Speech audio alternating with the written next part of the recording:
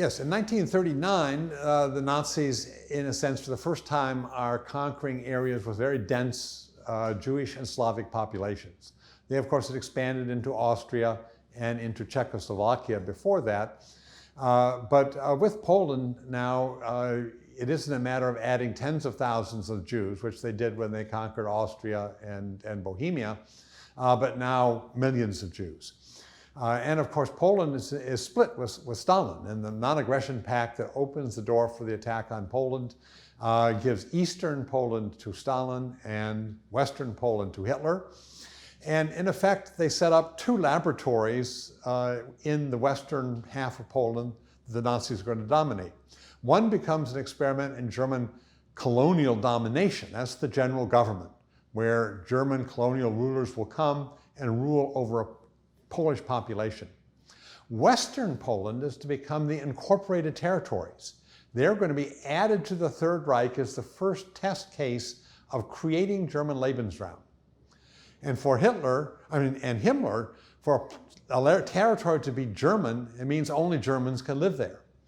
So for the western part of Poland, incorporated into the Third Reich, the plan is to expel all of the native populations, 8 million, 7.5 million Poles, 500,000 Jews.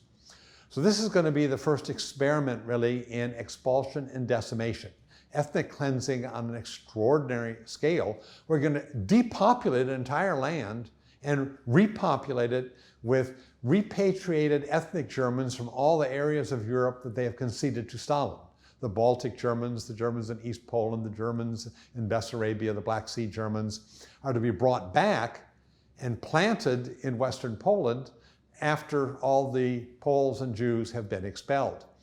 So this is the first attempt at a demographic revolution under the Nazis, remaking the entire population map of Europe. This will be the first step in the laboratory where they try this out.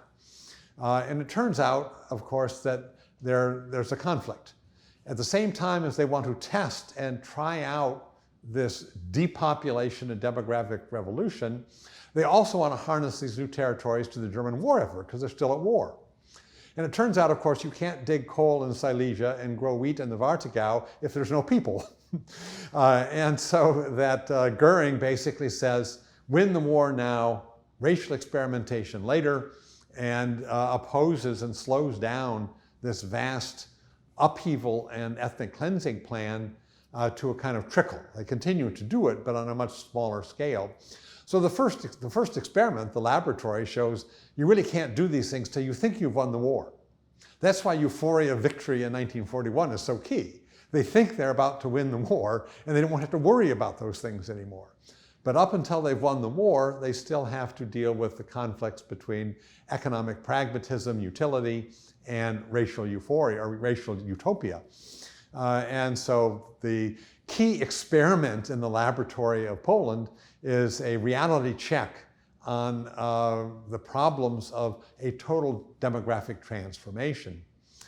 And so that's why I call it the laboratory. This is where they're first testing these things out and first beginning to realize that in the end, it's going to be easier to kill people than to relocate them, easier to murder them than to expel them.